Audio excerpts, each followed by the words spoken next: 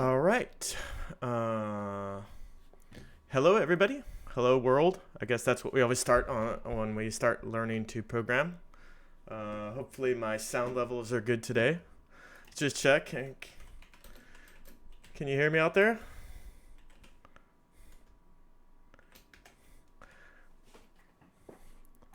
Um,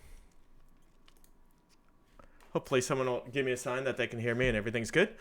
It is October 27th. Today's guest is Denis Potemkin of Majoto. We're going to talk a little bit about his company, his path as a founder, what he's learned, what they're trying to accomplish. Um, Before I bring him on here, um, wanted to take a moment here and talk about some things that I've discovered recently on the internet or I thought were noteworthy news. So, first item, I just thought this was really interesting. This is kind of the human impact side of this. I think it's really interesting that VC funds are more and more VC funds are creating kind of impact funds. So Redstone and Enjoy Venture announced that they created a 50 million euro fund. I think this is interesting. Their three focus points are health tech, so helping people age better, have better quality of life, living, so quality of life and eliminate loneliness, and then finally education technology. I'm really passionate about education technology, but I just think this is great just in general. I saw also BlackRock had just announced that they were doing something like 50 billion in investments in this area, and I thought that was really interesting. The other noteworthy things I wanted to talk about this week is if you don't know the blog Get Lotka, I think it's a really interesting blog. Nathan Lotka, I'm going to talk about him in a little bit more in just a minute here, but he's interviewed thousands of SaaS founders and CEOs and talked about what it takes to get going. And one of his key focus points has been bootstrapping. So how do you get this? How do you get your company off the ground using as few resources as possible, preferably not taking investor money? This has a lot of advantages. Clearly, right now what's interesting about bootstrapping, what I noticed at SaaS Stock is that many companies were interested in this, and it's because of the market conditions, of course. You're not going to get as much money as you did previously for your company. Also, leverage. If you get your company where you're doing significant ARR and you're even profitable or, doing pretty well or can show a path to profitability, you just have so much more leverage because they're the VCs. There's also this flight to quality. So just keep that in mind. So I highly recommend you take a look at his blog, Get Lotka, especially under the segment Bootstrapped. There's also just tons of really interesting information around around his blog here. For example, one bullet point I saw in one of his presentations he did, which is that a lot of people now bring in boutiques, little development boutiques, and can get their MVP done for under 10,000. Now, I think we need to put an asterisk on that because it really depends on what your MVP is and what kind of company you're starting to launch. So it can be a lot more, a lot less. But I think that's interesting because 10,000 isn't that much money to go build an MVP and maybe start, your first steps towards founding a company. Interestingly enough, Nathan, I met him recently, and I met him at SaaS Talk. By the way, Monday, we are going to have representatives of SaaS Talk on the show to talk about SaaS Talk and some of the things they saw at SaaS Talk this year. But I met Nathan Lotka at SaaS Talk, and where he was repping his new company that he just started. So it's a company called Founder Path. And so Founder Path, instead of helping companies raise money, what they do is they look at your metrics and they loan you money. So if you're doing, let's say, 100,000 in ARR, they'll loan you a certain amount against that and help finance future growth of your company. If you think about SaaS metrics, if you can get $2 or €2 back for every dollar or euro invested, which are super healthy metrics, but they are possible metrics. Going and getting, if you're doing, let's say 30,000 a month and you can go raise a couple 100,000, could be advantageous. We should point out that, or I should point out, I guess, is that, these aren't communists, these are capitalists. So they're going to charge you a healthy rate on money they're loaning you, but you get to keep all the equity in your company. So it's an interesting trade-off for companies as they look to go forward. And about that, I was talking with him about how many investments have they done, and I think they said they had something like 20 million already active in Europe. And if you think they're getting a minimum of 8% back on their money, assuming people don't default on that, it's pretty interesting. And the company raised 145 million in the end of the summer, so just a couple months ago. So it'd be interesting to see what they're able to do. And kind of interesting concept. But I just like to see more companies, more different ways to raise money. I think that's a good thing. Just a couple more things before we get to our invitee. While I was checking out Nathan Latko and we were learning about him and what he does and his company Founder Path, then I came across another guy. And this is kind of the rabbit hole that is the internet. And so it's a guy named Ben Murray, and he talks about how to structure your P&L for SaaS. And I think this is super interesting because whether you want to go borrow money or you want to go raise money, you need to know how to structure your P&Ls. And so they have really detailed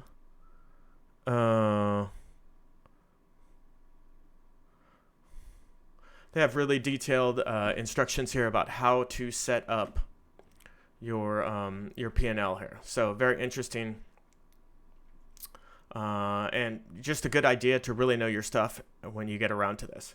And with that, it's going to help you in any way, ways you go to meet investors or you go to meet people who want to loan money. It's just really important. And Ben Murray, just his website, again, just incredible content on everything, P&L statement on everything. He's like a CFO for hire, a fractional CFO, just super interesting content. And with that, how did I lose my person here? Hold on here. So with that, we're going to bring on Denis.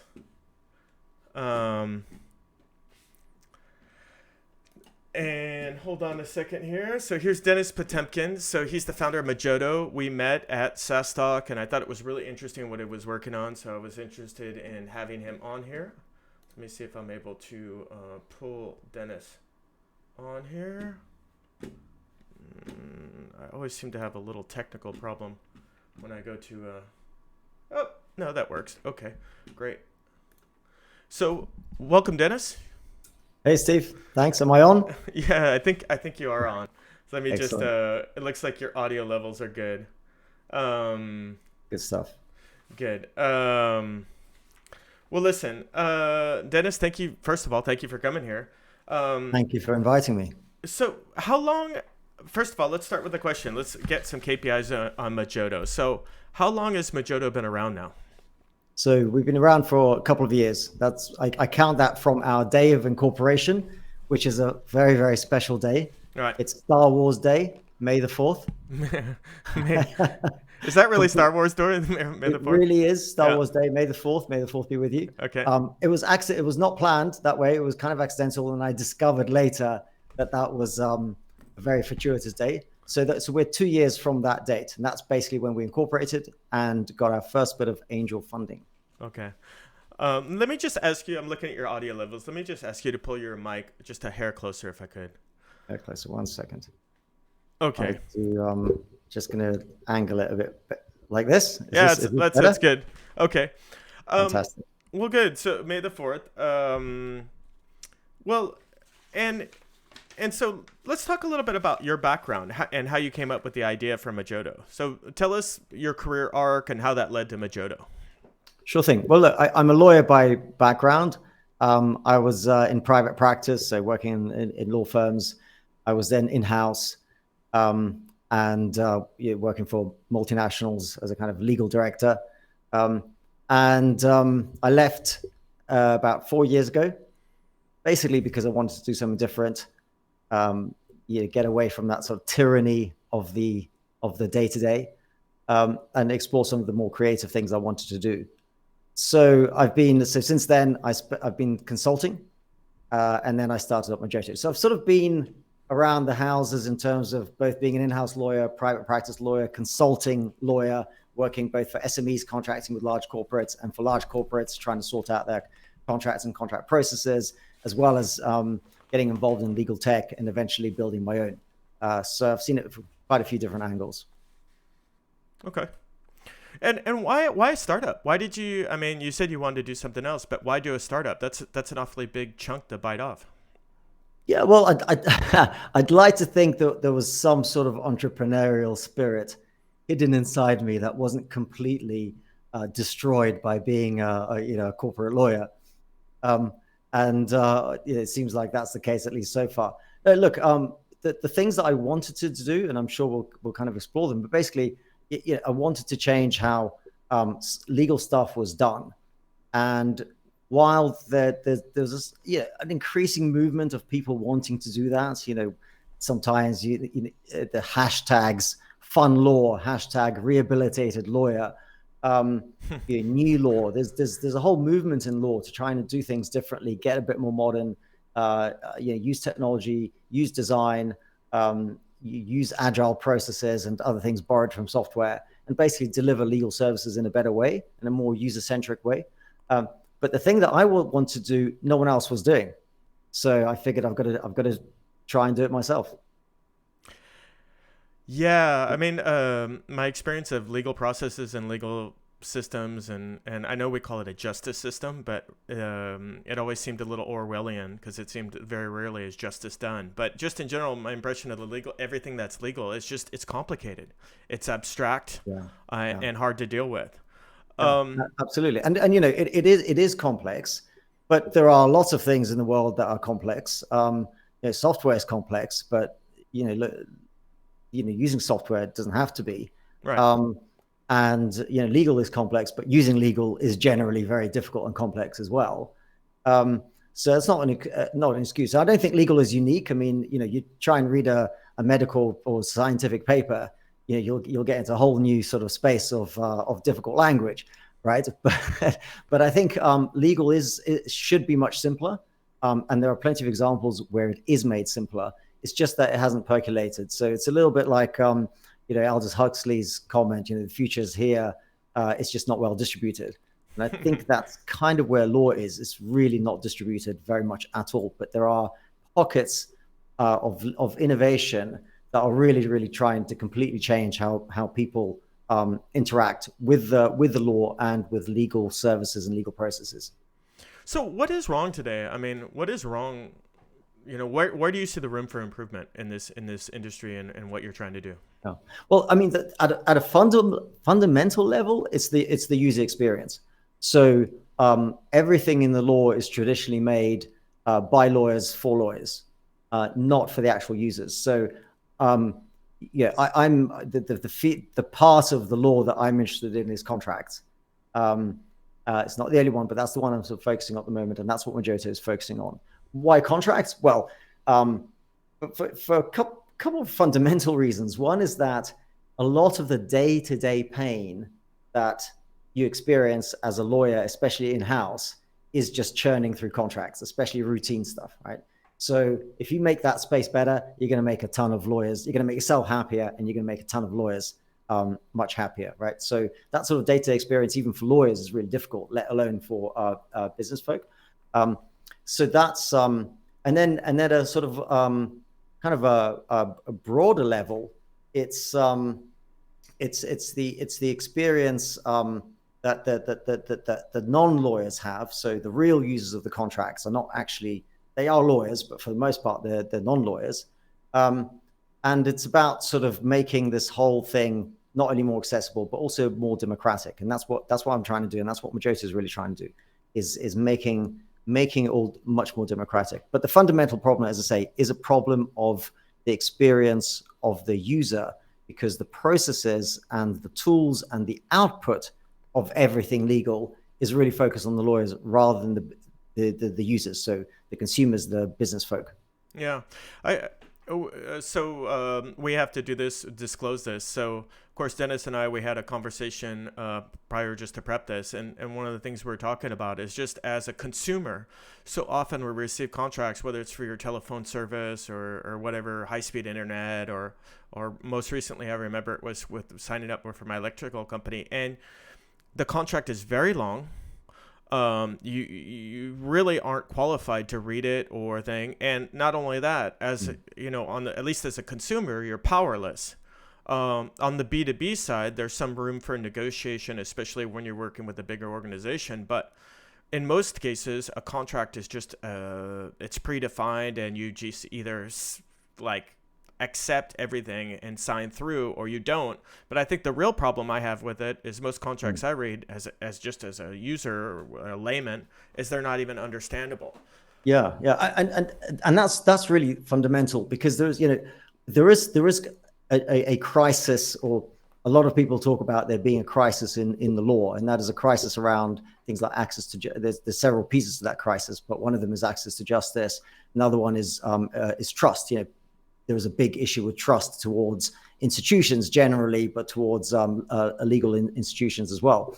And this sort of the example that you bring up of contracts and the T's and C's is kind of one area where that's very clear, right? Is that people don't understand what they're reading, but they sign it anyway, or they go through and click through or accept the service anyway. And they don't do that because they trust the brand or the terms. They might trust the brand to some extent, but they definitely don't do it because they trust the contracts. They do it because they feel powerless. So they kind of do it despite the lack of trust. And that sort of, creates and is reflective of this broader malaise of distrust in everything that's to do with kind of the traditional ways of how legal is done. And you might think, well, okay, yeah, but contracts, who cares? Is it that important? But if you think about it, they say civilization is built on trade, and trade is, contracts are the lifeblood of trade. Yeah. And yet we've got this really, really important fundamental thing that's so integral to the way we live as civilized humans and to the economy and to business. And yet it's completely misunderstood, miscommunicated, and not trusted. And that's fundamentally broken, right? And we want to fix that. Well, they're hard to negotiate, they're hard to establish, they're hard to understand, and they slow down a lot of business. I mean, just having worked in sales and marketing and business development, especially when you're working with a larger organization and you have their legal team, it's really hard to implement that. I just wanted to point out to everybody, I just put up the link up in our chat. So I put it up to majoto.io//privacy. If you want to see what their privacy terms look like, which is essentially how they lay out things, which is an example of how they do it, which I think is really interesting because it's far more understandable than most things you read like that. And I think what's important is they call out the salient point. I think the point you touched on, which is really interesting, which is distrust. So in sales, marketing, business development, we go back to communication, and communication is really related to convincing people, and it goes back to trust, building trust. So all of a sudden, we've worked hard to establish trust, over a certain amount of time to acquire this prospect who's now ready to become a client. And now we're like, here's the contract. And they're like, okay, I've provided you this unreadable thing that I'm not even clear about. So what are your thoughts on that? Well, it's so at SaaS Stock, we were asking people whenever people said, well, what are you guys doing? We asked the question, well, have you got your T's and C's? Are they online? They might say, yeah, I've got online T's and C's or offline ones. And we say, well, what do you think of them? And we were collecting some thoughts in the Post-it notes. Or just, hearing people say it. And it was extraordinary that, the kind of words, some of them I can't even say out loud, but the kind of words that people were coming up with were pretty harsh, ranging from, well, I've never read them, I don't know. And this is like from, people who are involved in sales, for example. Yeah. Um, I've never to read them. Yeah, that would be right for a yeah, yeah, salesperson. yeah, They're like, why would I go read that? Yeah. exactly. I don't even know what I'm Or selling. Yeah. or embarrassed. Yeah. People being embarrassed about their terms, or saying they're full of legalese, no one understands them. But words like embarrassed, difficult, complex, a nightmare, and expletives were the very common first unprompted reaction. What do you think about your terms of business, your T's and C's? Yeah.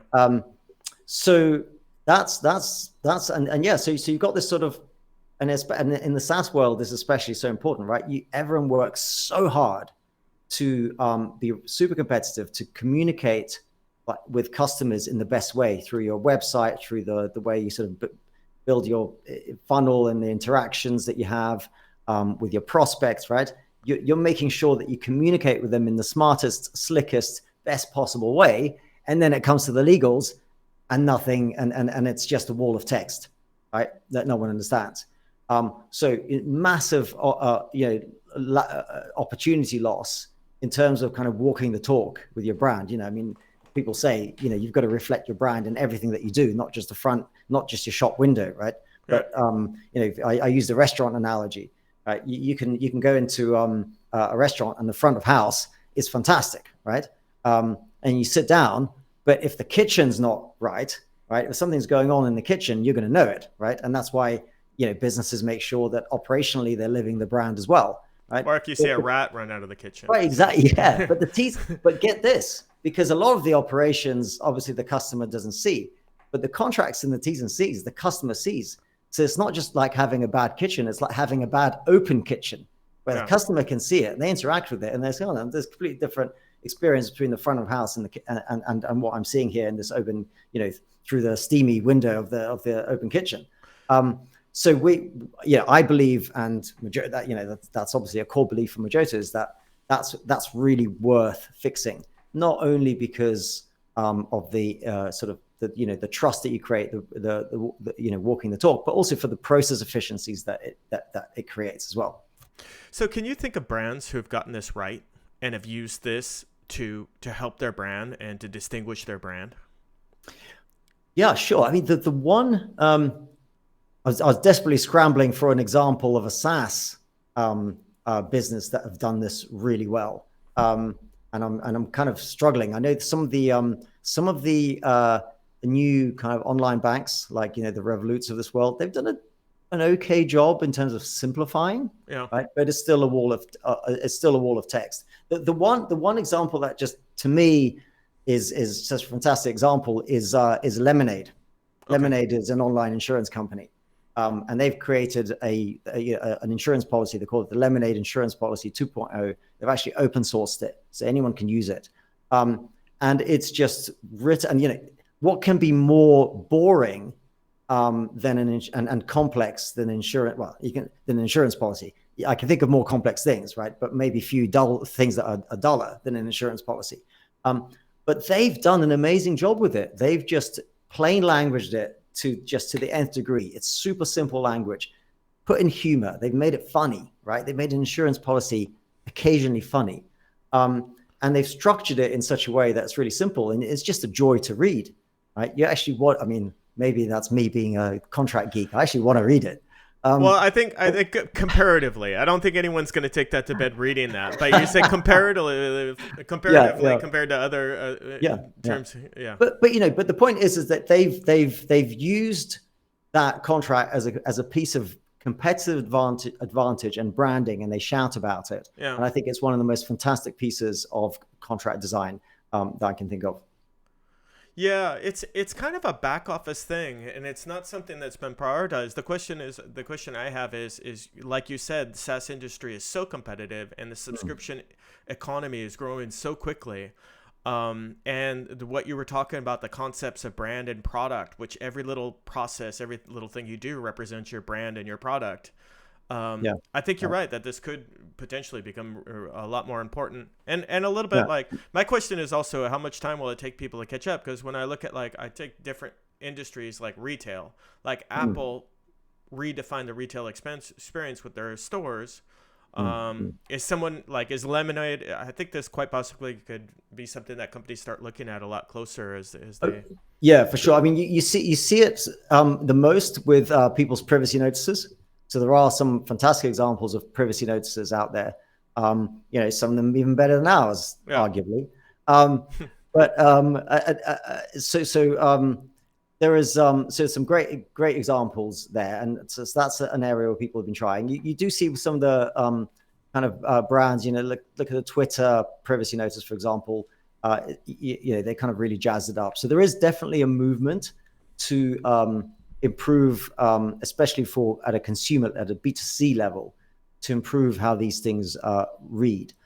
You also see at a B2B level, there are some very big multinationals that are really starting to tackle this sort of head on and redesigning their B2B contracts to make them more sort of visual, understandable, to reduce friction, etc.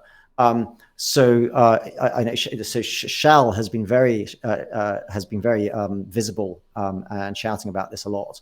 So I think there's definitely a movement. I mean, I predict, and people have accused me of being overly optimistic, but I predict that in 2 or 3 years' time, if you're a large corporation and you're still throwing around wall of text T's and C's, you're going to start looking somewhat old-fashioned. Well, If you're a bank with online terms, like personal terms or whatever, in 2 years' time, you're going to look very poor if your T's and C's are a standard wall of text. And I think that's going to start. And you already see it with like smaller, exciting companies that are really sort of changing that. But I think that sort of mass, I think at a sort of I think definitely within 5 years, there is no way that anyone's going to look at all modern or decent or up to date if their contracts are in the way that they are currently. I think it's interesting. We did a webinar with a couple of weeks ago with Bill Work on the subscription economy. I always have a hard time pronouncing that. And that's, it started with magazines originally, then we saw that with SaaS, and now it's bleeding back into the mainstream economy. And I think these concepts, what you're talking about, like especially with the financial services online, we've seen that, like, I'm looking at like the online banking services or the online card services, and I'm like, I need my bank to do more of that. I need that experience. And so I think, and part of that is, for example, if online banks get really good about the terms and conditions and they make that clear and they're like, hey, let's go through the terms and conditions and let me call out the salient points for you so you really get this. I think that's an avenue for them to create a lot of confidence with you. Well, yeah, absolutely. And we've talked a lot about the sort of the positive aspect. So the trust, the confidence, the competitive, your kind of brand image and all that. But it goes deeper than that because it also solves problems, right? So for SaaS companies, it may solve problems around the amount of exceptions that they get from their T's and C's, where a big customer comes along and says, look, I can't contract off your standard T's and C's. I want you to make it, to do the custom agreement or make a change, and then you're sort of churning. So there's process and kind of speed of sales issues to solve there if you can make your T's and C's really frictionless. And then for certain industries, like you mentioned banks, there is a regulatory imperative to be clear about in your contracts with customers. We're working with a bank and their some of their T's and C's right now, and some of their problems are around the amount of churn that unclear T's and C's create for customer service. Yeah, right? Because consumers are calling up and they've got queries and they haven't found the answer in the documentation and T's and C's, and they're there, or there's a query and the T's and C's are unclear, and then you've potentially got a complaint to the regulator, and the regulator's looking at T's and C's and it's not clear, right? So there's a big sort of impact here also in just kind of internal process costs, even down to things like customer service that have an impact. That's not going to be relevant to all SaaS businesses, but the imperatives around that there are problems that need to be fixed, not just advantages to be had. Well, we talked about this. I think it impacts CX. I think it impacts churn. I think potentially it impacts even revenue because, for example, my experience with an insurance company is I had an accident with my scooter, and I thought I had one coverage and I had another coverage. And if I had gone through with the person and gone over kind of the salient points, again, I'm using that word a lot today, salient, That's my big legalese word. That's We my need to plain $2 language word. that. My $2 word there. So, but if he had gone through that and he said, "Well, understand that you're not covered for this, this, and this," I might have said, "Hey, then I need to take it up. I need a different coverage, more expensive coverage." So I think there's also, I mean, I think this impacts a lot of things. For sure, Um, for sure. what So your company's been around for since May the 4th, and so what have been the challenges? So you've been going through. You have this idea. How did the development process go as you started to build your company? Can you Yeah, talk about this? yeah, sure. Yeah, look, we've had to. Let me answer this by kind of segueing a little bit from the previous discussion, because this is really Okay. important, because maybe uh, if listeners are wondering, well, hold on, this is a SaaS company, they do contract automation. Why are they talking about all this stuff, right? But for us, it's very much we've got a mission. It's the mission for us is very much to democratize contracts, and ultimately make people happier, because if those who work with contracts feel happy about and stop having some of the problems that contracts create, and they create a lot of pain, you're going to end up having happier businesses and happier lawyers, right? So this is a big mission. But so we are a contract automation company, but we don't want to just automate the process, because that's what pretty much everyone else is doing. Okay. Right? So there's a ton of problems in the contract space, and some of them are around, well, how do I deal with large volumes of routine contracts, right? That kind of thing. Or how do I make some of the internal communications like approvals quicker? Or how do I make collecting signatures quicker? DocuSign, one of the biggest, if not the biggest legal companies that are in legal tech, do e-signatures, right? Mm-hmm. So all of that is around fixing process issues and making the process more efficient, right? Now we want to do that, but we think that that's a given. But what we really want to do is fix the other part of the problem. And the other part of the problem is the big hairy elephant in the room. And that is the content, what I call content. But that is basically what contracts say and how they say it, right? And no one's really tackling that except kind of at a very sort of artisanal level. There's no contract automation company that's fundamentally tackling that. So because of that, we've had an extra challenge on our hands in developing the product, right? Because we don't want to just sort of automate what is essentially the existing process. So if you think about the existing process, it's Word, it's email, it's exchanging Word attachments by email. That's still the prevalent. 99% or 98% of businesses still do this, right? They'll exchange red lines. So a lot of the contract automation solutions out there are really replicating that. Right? Instead of Word, you've got a platform that helps you generate. Instead of email, you've got maybe an inside messaging system, native messaging system. Maybe some of them will have negotiation workflows that will help you sort of do negotiation in a more structured way than you would perhaps with Word. We're interested in all of that, but what we're really interested in, as I say, is the content, and so our development has gone through quite an interesting sort of process because of that. Because when I started Majoto and started really playing around with, I guess, even a concept, I wouldn't even call it an MVP. My thinking was, well, look, there's all these fundamental problems of why contracts are broken, but there is a really fundamental problem from a technology perspective of why they're still broken and why the existing tools are not fixing that big hairy elephant. And that is because they're all built on text editors, right? You're essentially creating a text editor, which is a kind of two-dimensional construct, just like a Word document. It's not actually two-dimensional. It's only one-dimensional, right? Because you can only expand it downwards. Right. Right? So I mean, strictly speaking, it's two-dimensional, but in terms of how the user can actually interact with it, it's very one-dimensional. And even if you sort of digitize that content and turn it into JSON and all that kind of stuff, you're not really changing the fundamental construct here. And what you're then doing is, okay, so you're taking this very limited one-dimensional construct and you're sort of putting workflows around it, right? So the analogy I use is like, imagine, so a contract gets you from A to B, right? So it gets a company from one situation to another.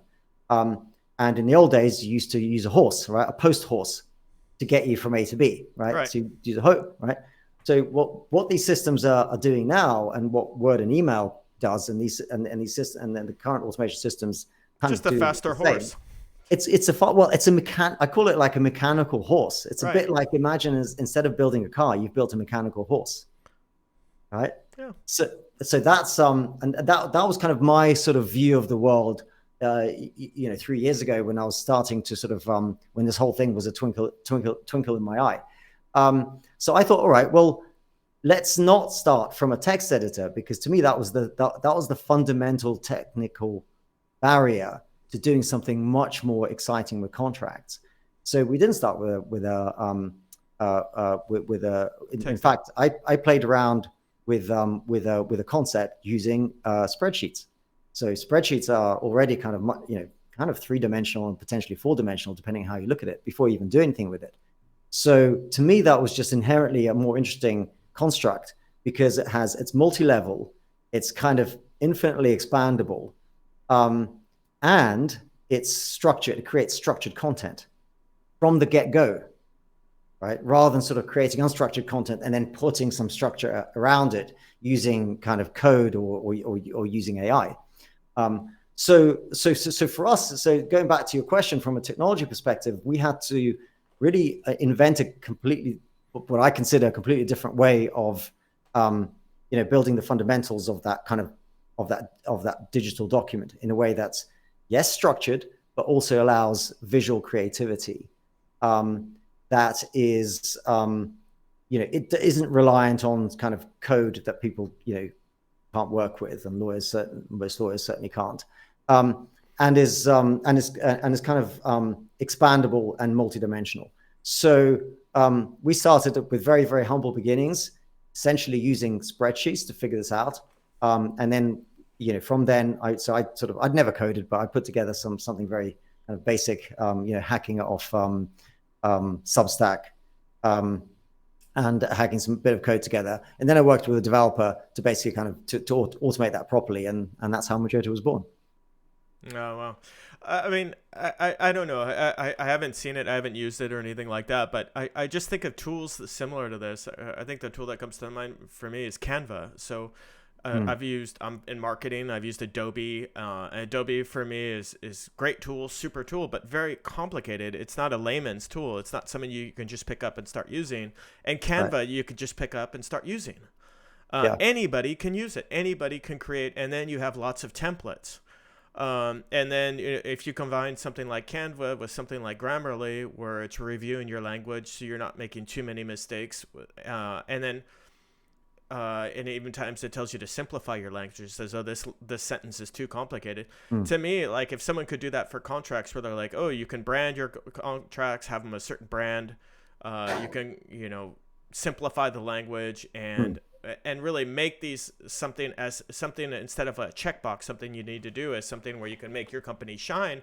I think there's even a chance to potentially link it to revenue. For example, you could imagine going through your contract and seeing a service level agreement and changing that and moving that up a level and having that change the pricing on your contract or the pricing of your deal. So I think there's even some revenue implications there. But I'm really curious to see what the product eventually is going to look like.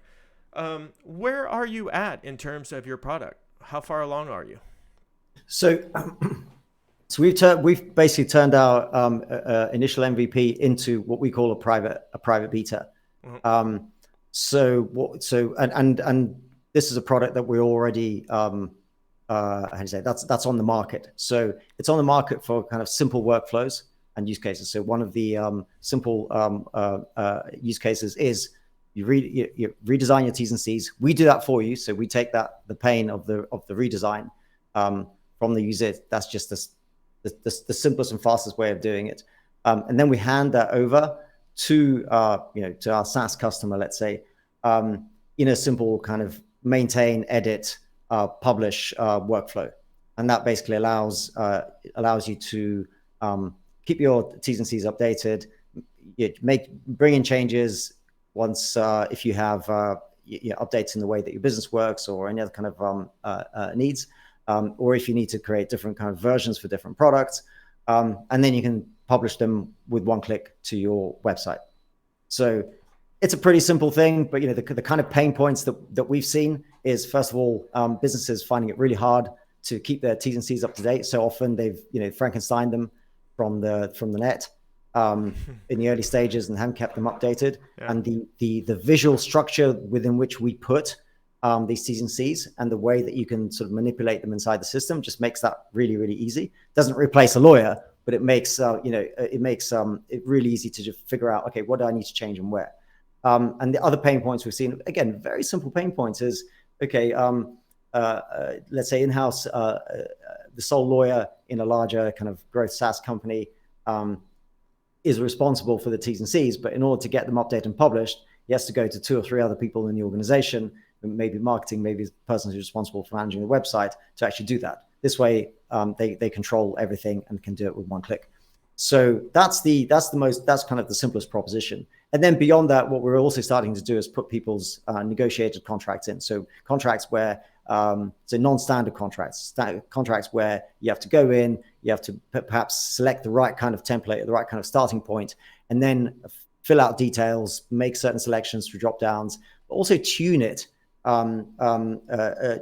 for different customers or different products or different use cases, and kind of get that out to the customer. So that's the sort of the second basic use case. And what we've got there is, as well as the fact that our contracts are just kind of simpler and in a more visual format, we also have a super easy and intuitive side-by-side playbook tool that basically gives you guidance around different clauses with kind of traffic light guidance, word-based guidance, teaching you what these clauses are doing and what you can change and can't change, and alternative clauses that you can just plug in.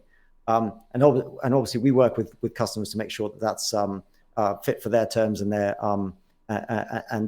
needs. But it basically means that then the sales folk can self-serve themselves in creating the right fit contracts, and including very, very tunable contracts, or contracts that need a lot of change. So that's a simple kind of create, edit, so generate, edit, share, sign workflow that also gives you some data around your life cycle. So how quickly has each of the stages taken and how efficient you are being.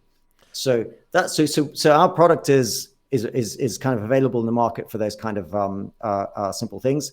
We've got there are other things that we're going to be bringing online, like negotiation workflows. So in-app negotiation and approvals and those sorts of things. So those are coming. At the same time, hold on. Yeah. I just wanted to point out something to our audience there. If you've ever been part of negotiating a contract, whether it's between two parties, if you're negotiating down, that is it's just a small customer and it's one of thousands of customers, it's one thing, because you typically give them a boilerplate contract that you've come up with. But if you're negotiating level to level, or a level up, or a level many up, where you're like a Fortune 500 company, U-Sign and DocuSign, that's great to get the signature really quickly. But typically the contract negotiations, like 6 months, is considered short. Is considered short. I mean, exactly. That's considered done pretty quickly. So if you could think about taking something that's like a 6 to 9 month process and getting that down to under a month, that the concept of velocity of business, that could be really impactful. And especially the idea of being able, I wasn't clear if you were able to create contracts or a structure or a template where you could negotiate and accept and find agreements with the other party at the same time. So that wasn't clear. So that's interesting that you're going to be able to do that. Yeah, absolutely. In fact, so we've it's something that we'd already built in our original MVP. But we are sort of working on making that sort of porting that to the current system and really, really tuning the UX, because negotiation is a really tough one. Most people will just default into sharing it in Word. And a lot of that is just because there's a psychological barrier where, well, why should I get onto someone else's system? Right? I'll just use Word. It's democratic. Right. Yeah. So so there's a lot of tools out there that already have negotiation workflows, but I can tell you from my experience and what I hear from others, no one's actually using them, right? Everyone just exports it in Word and negotiates it in Word. And part of that is a question of UX. Another part of it is a psychological barrier around getting the other side to join you. Yeah. In your system. Why should I? I don't trust you, kind of thing. And part of it is also around the kind of the whole, that it comes down to that trust process, because it's a little bit like if I throw my T's and C's at you, and often companies do that. Whoever gets there first, right, will hope, therefore their T's and C's will be the starting point, right? So whoever, so you get your T's and C's ready and you throw them at the other side and hope they stick. But it's not a very collaborative process, right? So people also kind of balk at that, especially when you're adding a system. So we're looking at, we've got a couple of concepts that we're going to bring online, which is more around helping people not only negotiate the detail down the line, but also help negotiate in a more collaborative way up front, right? So that you solve some of those issues up front, and you do it in a more kind of, we're doing this together kind of trustful way. And that will eliminate a ton of that churn and red lines further down the line.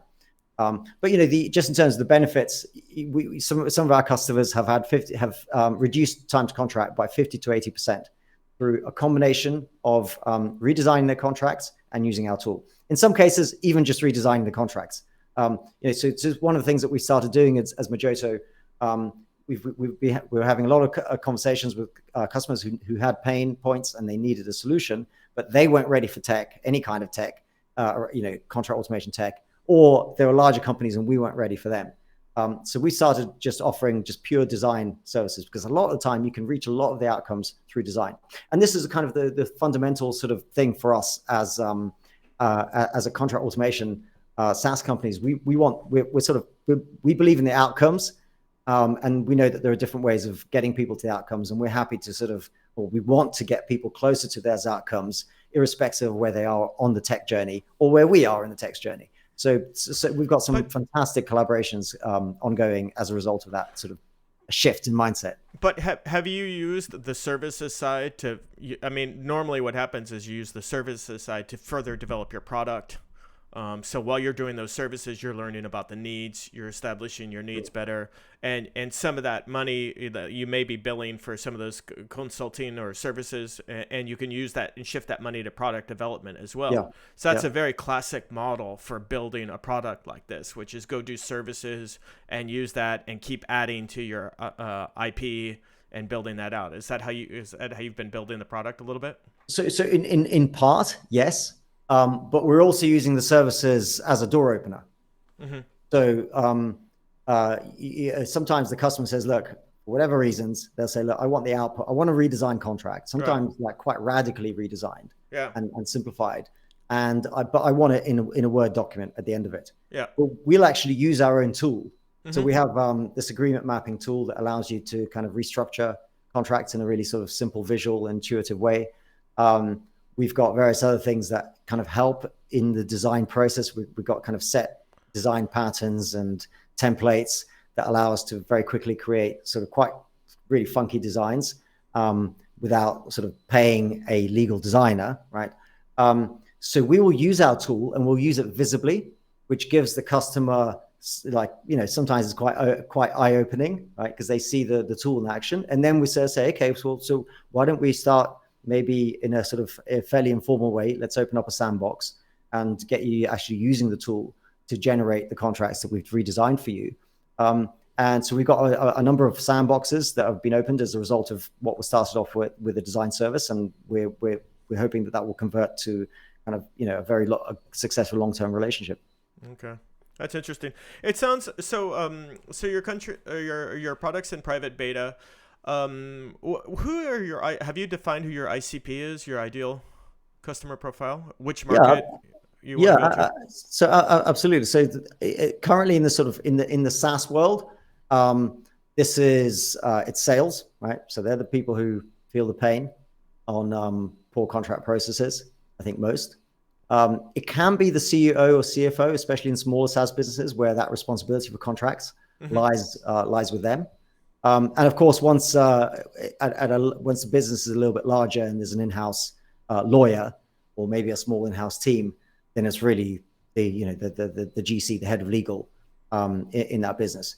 Of course, we're currently very much interested in SaaS businesses. That's not our unique focus. Of course, there are our real focus is knowledge businesses generally, because the thing with knowledge businesses is that they feel that contract pain, because it's actually quite hard to completely commodify knowledge, right? So therefore, your contracts, by definition, are always going to have something that's a little bit more complex than just pure routine, T's and C's. So the pain for knowledge businesses generally is significant. So engineering businesses, engineering consulting businesses, is another area that we've been working with, because they have, especially when they have larger contracts and contracting with larger customers, then it gets very, very, very painful. So there's a few personas there, depending on the customer profile. Have you done any like touch point mapping? It seems like there could be a lot of integrations that you guys could potentially build on this, like to tie into people's billing systems, or even like plugins for like websites, for like WordPress, so that people could put these up. Are you guys planning on building integrations to help to accelerate adoption? Absolutely, yeah. So we are fairly early stage on that front, but we just an example, we recently built an integration with HubSpot, so you can see if you've got a HubSpot web page, you can publish it with one click from Majoto. Oh, okay. Yeah, so which is just kind of it's again, it's a simple thing, but it's cool. It's a great idea. It's a really nice, it's just a simple thing. So, but it made for the end user, it's just really fantastic. So we're looking at we're currently looking at so we're sort of fairly customer led on this. Yeah.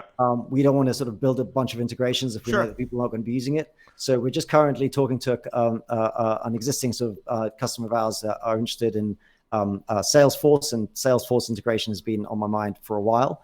I'd love to do a WordPress integration as well, and maybe other CRMs that build landing pages.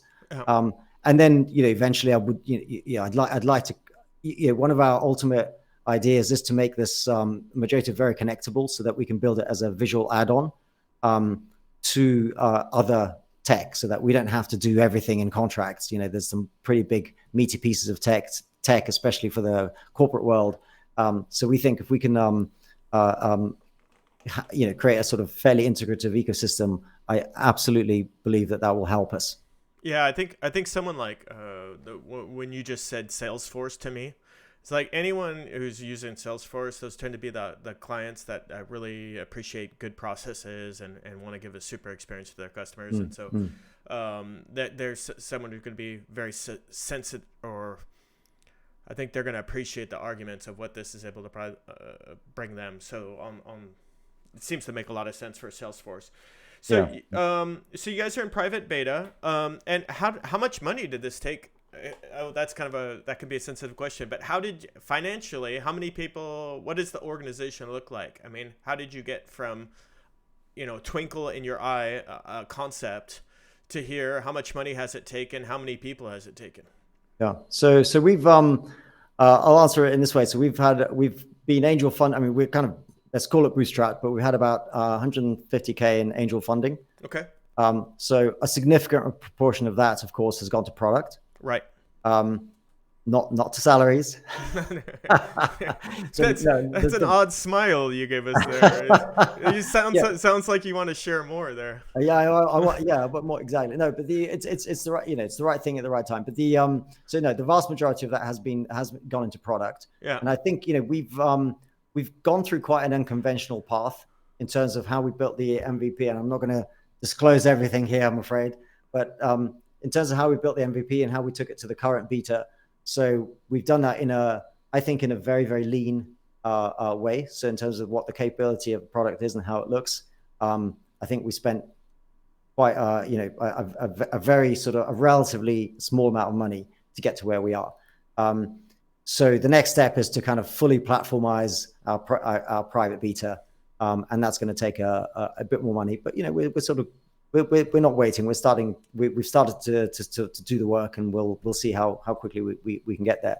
The main thing, actually, speaking of your example of Canva, which I thought was a really good analogy, is really to sort of create our own very intuitive visual design engine, so that we and our users can create sort of styles and visual templates in a way that's sort of currently not available. I mean, Canva is very intuitive, but it doesn't have the structure. You can't make contracts with it. Right. So the trick here is to find something is to create something that's intuitive from a visual perspective, but also has all the structure that you need in order to create automated contracts, right? Well, so that's kind of the next step, is to sort of fully platformize what we have as a private beta. The great news is that those the kind of customers that we're talking to and that are using the system, it's more than we don't have to wait. People can start using it. So and get a lot of benefit from it. So well, maybe I'm pretty excited about that journey. Yeah, maybe you guys need a Canva plugin. Maybe you need a plugin that goes into Canva. Well, there's some amazing products out there. I love Miro. Yeah. My favorite product is Miro. It's just that sort of infinite canvas. Yeah. Almost infinite. That kind of zoomability.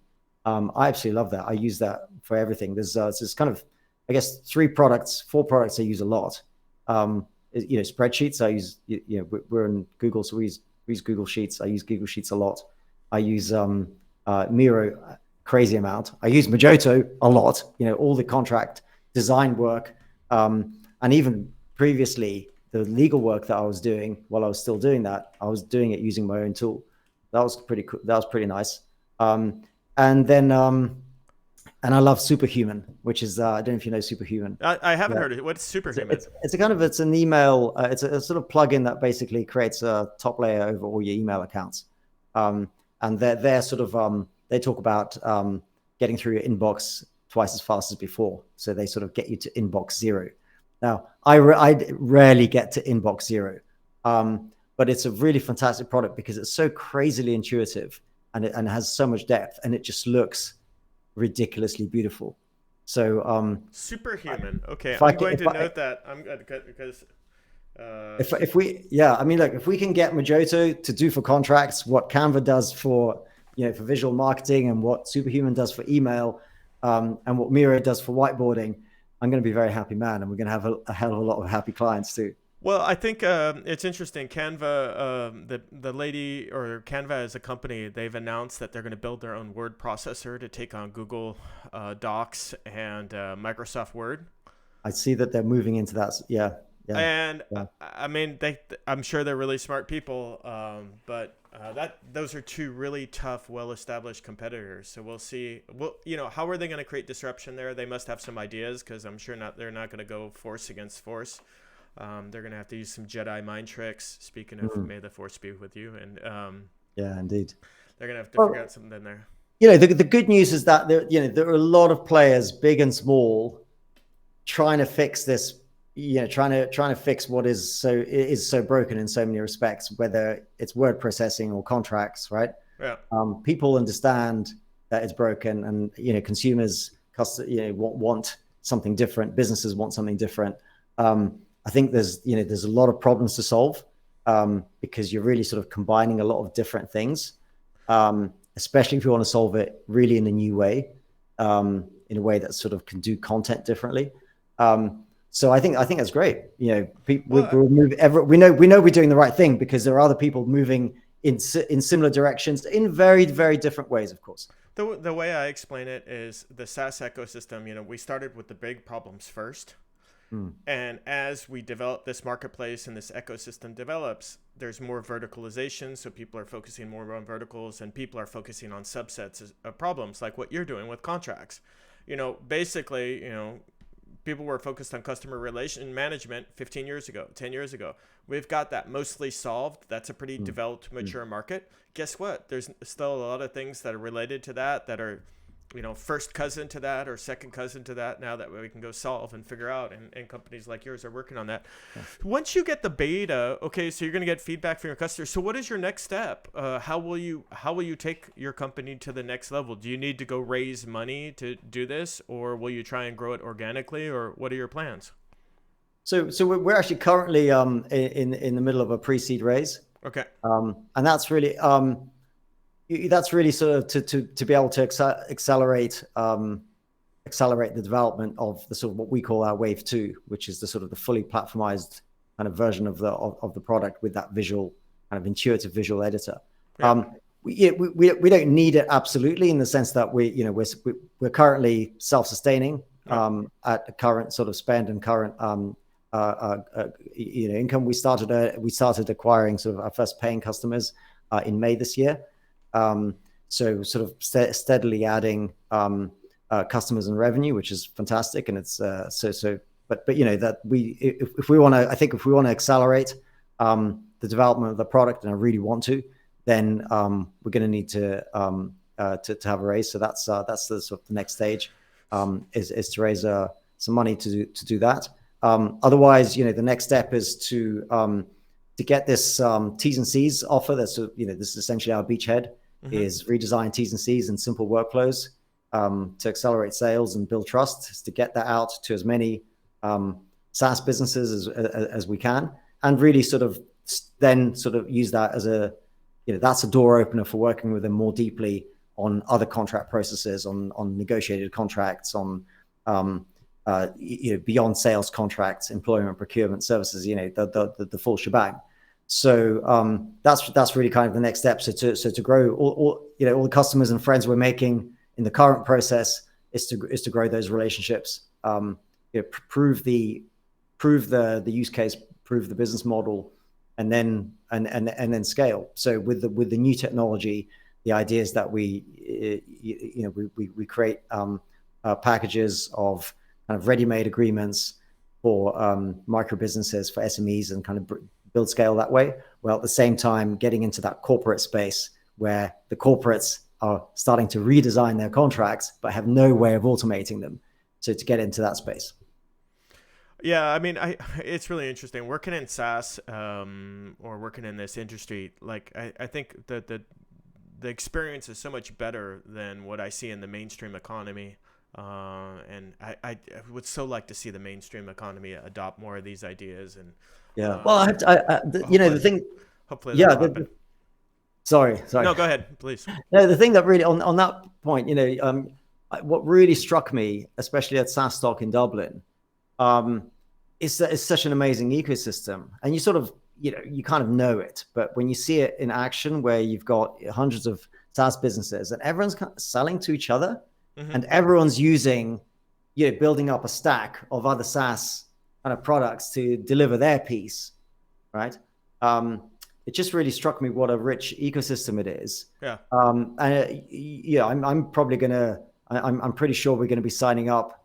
I've already signed up to a 3-month trial with a fantastic demo product that helps sort of run demos through one of the folk I met at SaaS Talk, and we've got a bunch of conversations. So I reckon I'll probably be signing up with 3 or 4 products because I just saw so many fantastic products that I think are going to be really, really useful for us in our next stage of development. And also, the point about integrations, there are a bunch of players there that, from e-payments to compliance, where we're going to have conversations about potentially, integrating in some way what we're doing with what they're doing, because there is such a sort of, there is a real nice link there, payments and T's and C's, right? For example.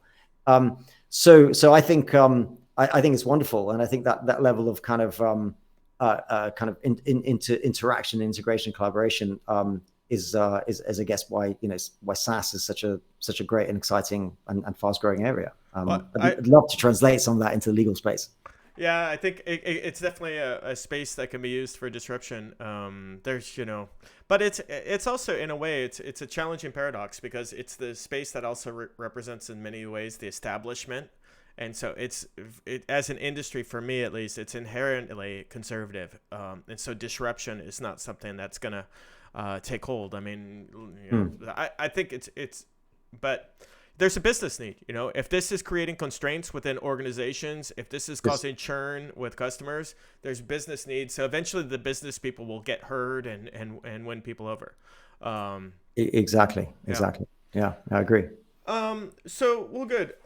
Really interesting. So if you take money, then it would be to accelerate development, kind of time to market, so that you could move ahead in your development programs. Have you felt the shift in the economy? Have you felt the shift? Is that tangible for you? I think I think we've seen something. It's funny, isn't it? Because everyone talks about VC sitting on a lot of dry powder, but Yeah. what we've seen is that there's a shift. How big is it is difficult to tell, because the angels have always been risk averse. Perhaps they're slightly more risk averse now. They want to really see that proof of not only the traction, but also that scale that you can scale that, right? They want to see proof of that already. So that's kind of what we see on the angel side. I think the VC side, what we see, to a large extent, we're kind of too early for a lot of VCs. Yeah. But I think as we build up the traction, I think we can sort of shift a gear up and have different kind of conversations as well, and go for a bigger round. Angel syndicates is one that we still want to kind of explore a bit further, and the whole sort of private equity space. But yeah, certainly, if you look at the statistics around kind of at least legal tech funding, it's definitely taken a dip. But it's by no means dead. And we had it was just yesterday I saw news of another. So contract automation solutions have been very sort of there's a bunch of them, and they've had some good levels of funding. So there was just one player in that space. Just yesterday, I saw news getting a pretty decent slice of VC cash. So definitely not like last year for legal tech. Yeah.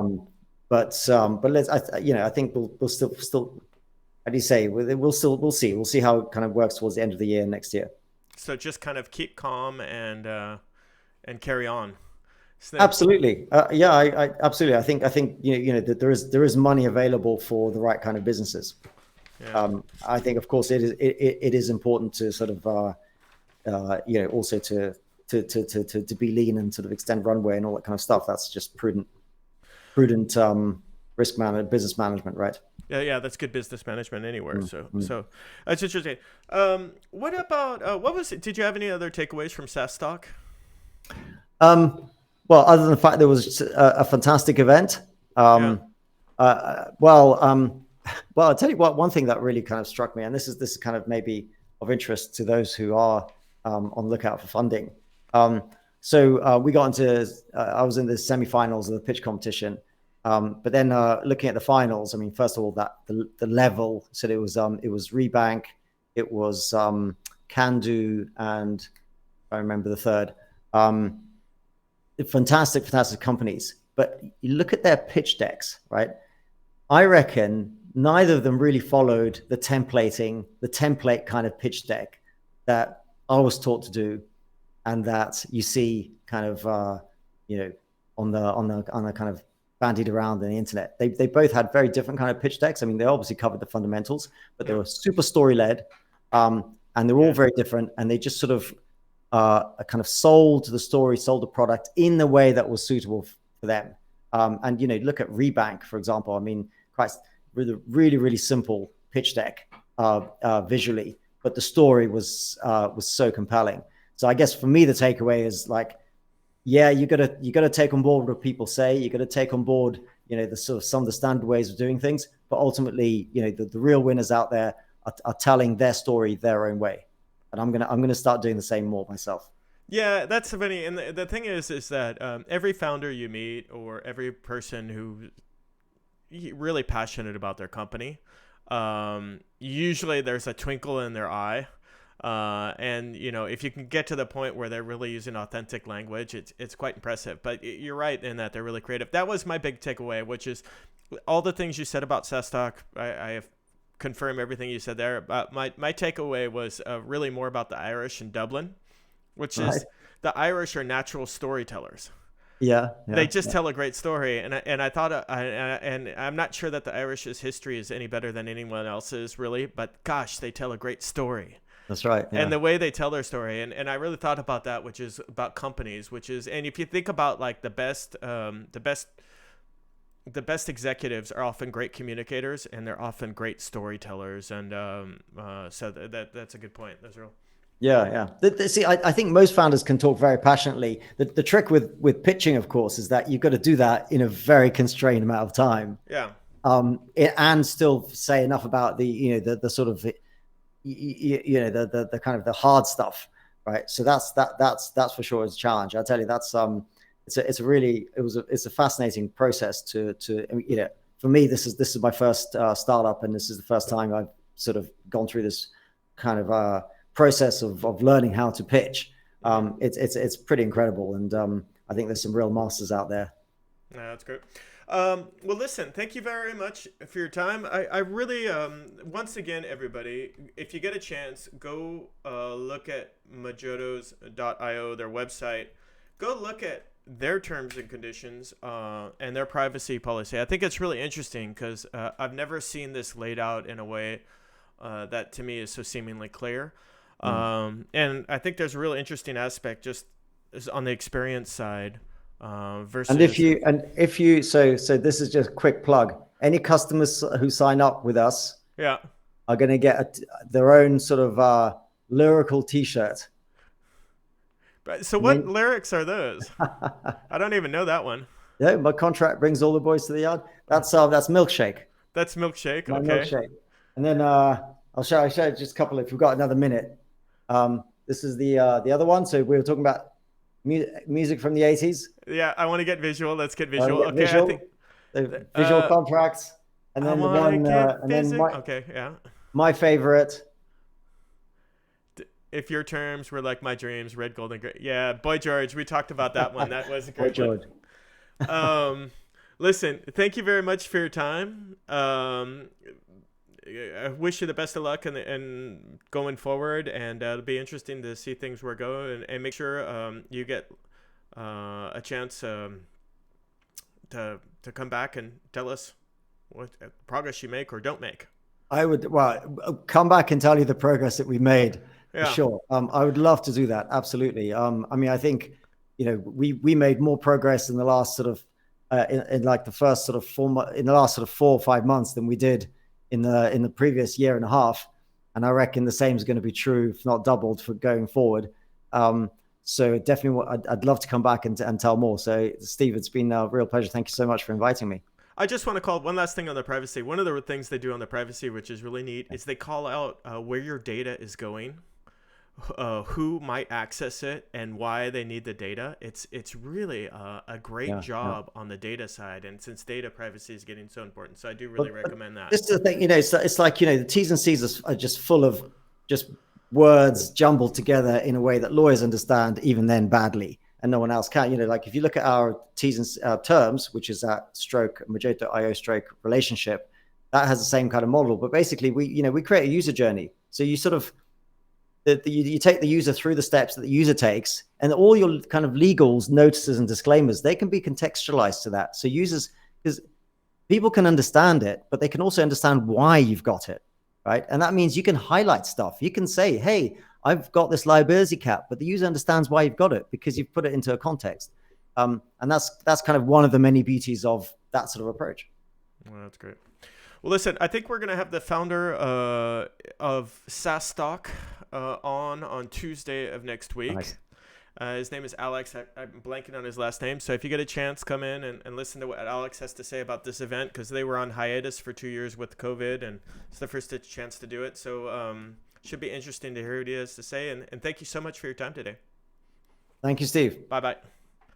Bye-bye. Oh, super interesting. Super interesting. I think what I like is talking to these founders is understanding, like, someone used this term the other day, demystifying. It was Emmerich. He was talking about, going to San Francisco, demystified SaaS for him. Like, he came to understand it's like the people there are similar to the people everywhere.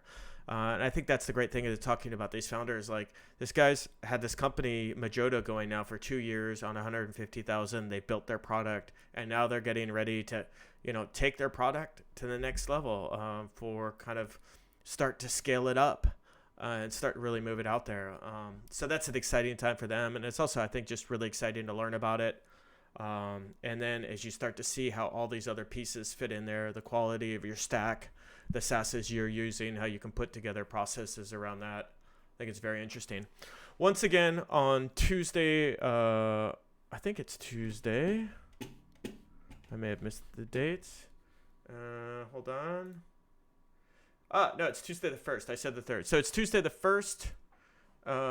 We should have, I think, the founder of SAS Talk on here. And we'll see you on Tuesday and Thursday of next week. Thank you very much. And have a great day. Bye-bye.